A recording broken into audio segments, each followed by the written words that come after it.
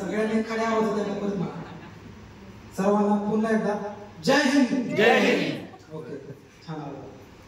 तर नमस्कार मित्रांनो, माझ्या बंधू भगिनींनो, आज मी तुमच्या समोर एक पवड्यात छोटेसे 2-4 कडवे जे आहेत मला येतात ते मी तुम्हाला सादर करून दाखवतो. आणि त्या पवड्याचे गीतकार जे आहेत ते रामानंद दुबळे आहेत, जे की आमचे पाहुणेच आहेत. तो पवडा तुम्हाला म्हणून दाखवतो. चला. धन्य धन्य शिवाजी शूर, धन्य धन्य बाजी प्रभुवीर, आहे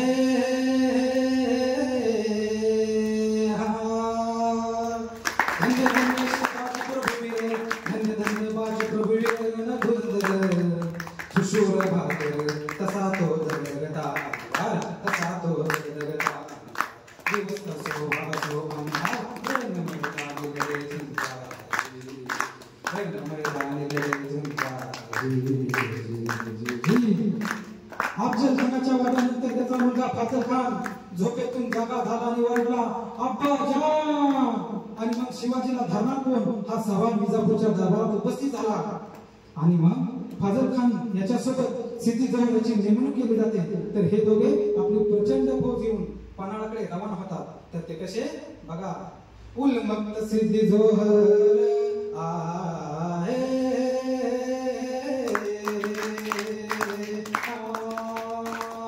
उलमक्त सिद्धी-जोहर क्या कहर फाजल बरोबर देवनी वेळा पन्हाळा, तसा सापान गेडका खातेला तसा उलमक्त कथन बसला, तसा उलमक्त कथन बसला.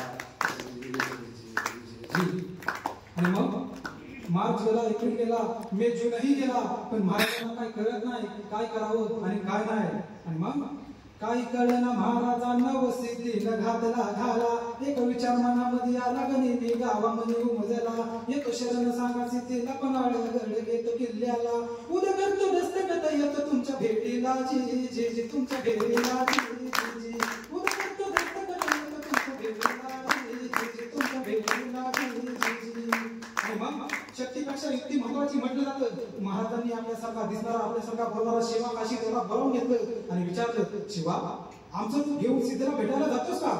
शिवा म्हणाला, होय राजा जातो की, पण याचा परिणाम काय होईल माहितीये तुला? होय राजा, मी जर सिद्धीला भेटायला गेलो तर सिद्धी मला ठार केल्याशिवाय राहणार नाही. पण राजा तुम्ही जर विशाळगडावरती पोहोचला तर लाख शिवण हवी तयार होती. एवढी संधी मला द्या की राजा, आणि जर का तुम्ही एवढी मला संधी दिली राजा तर ह्या शिवाच्या जीवाचं सोनं होईल राजा, एवढी संधी द्या मला राजा. आणि मग महाराजांनी शिवा काशी त्याला कडकडून भेटी मारली. आणि त्यावेळेस महाराजांच्या डोळ्यातला अश्रूचा थेंब शिवा काशीच्या पाठीवरती पडला. शिवा म्हणाला, धन्य राजा धन्य, अहो माझ्या सारख्यांसाठी आपल्या डोळ्यातून अश्रूचा थेंब, ह्या एका थेंबासाठी हा शिवा काशीत मरण पत्करेल. आणि मग पुढे काय होतं तर बघा, रात्रीच्या पहिल्या पहरास आहे,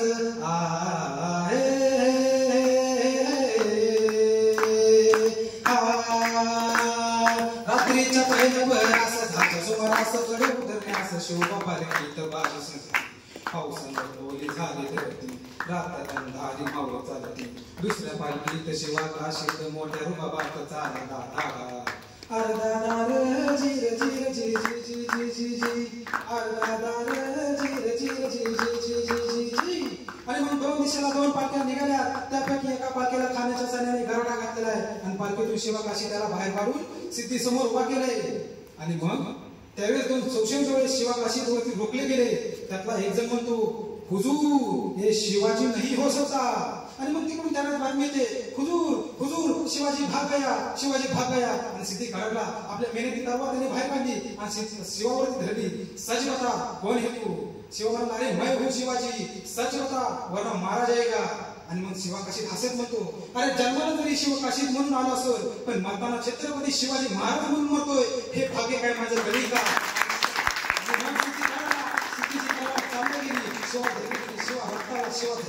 शिवा संपला. ज्यानं स्वराज्यासाठी आपल्या प्राणाचं बलिदान दिलं तो म्हणजे शिवा काशी. ज्याने आपल्या महाराजांसाठी आपल्या प्राणाचं बलिदान दिलं तो म्हणजे शिवा काशी. तोपर्यंत एकदा बाजी प्रभू बांधले गजापूरची खिंड काढली आणि बाजी प्रभू महाराजांना म्हणतात, महाराज तुम्ही अर्धी फौज घेऊन विशाळगडावरती रवाना व्हा, मी ह्या खिंडीच्या तोंडाला उभा राहून या मोगली फौजांना रोखून ठेवतो. तर महाराज काय म्हणाले बघा, नाही बाजी नाही. अहो जीवाची बाजी लावून आपण हितपर्यंत राहिलोय, आता जे काय होईल ते मिळून करू. बाजी काय म्हणाले, नाही राजा नाही. अहो लाख गेली तरी चालतील, पण लाखाचा पोशिंदा हा जगला पाहिजे. राजा लाखाचा पोशिंदा जगला पाहिजे. महाराजांनी बाजीला पडून मिठी मागली आणि मग आधी पोच घेऊन महाराज विशाल गडावरती रवाना होता. तर पुढं त्या खिंडीच्या तोंडाला काय प्रकार घडतो तर बघा. उभा राहून बाजी खिंडीला मगर मारा हिमतीला, तुम्ही जावं राजपट कास तोप उडवावी ओ इशाऱ्याला, तुम्ही गेलं पाहिजे पटकास विशाळ गडाला, तुम्ही गेलं पाहिजे पटकास विशाळ गडाला. आणि मग त्या खिंडीच्या तोंडाला लढाई चालू झालेली. लढाईचा दुसरा पहिला पहर चालू झालेला. लढाई चालू आहे. बाजी प्रभू देशपांडे हे रक्ताने लाल गुंत झालेले. दुसरा रात्रीचा पहर चालू झालेला आहे. युद्ध तांबडं फुटूस तर चाललेला आहे. आणि मग रक्ताने भिजलेले बाजी, रक्तानं भिजले बाजी, थांबाया होईना राजी, नाही परवा मला माझी, बाजी दावी जीवाची बाजी, कधी पोचल गडावरी तिथे राख शिवाजी, राख शिवाजी, कधी पोचल गडावरी तिथे राख शिवाजी, राख शिवाजी. आणि मग रक्तगुंद झालेल्या बाजीवरती आकस्मिक गोळीचा वार झाला. आणि तेवढ्या बाजी म्हणाले, नाही राजा नाही, तुम्ही अजून सुखरूप विशाळगडावरती पोहोचलेला दिसत नाही राजा. आणि मग तेवढ्या तिकडून आवाज येतो, ठाम ठाम ठाम. आवाज हा तोफेचा आलेला आहे बघा, आवाज तोफेचा आलेला आहे. आणि पुढे काय होतं बघा, काढाडेला आवाज काढाडेला,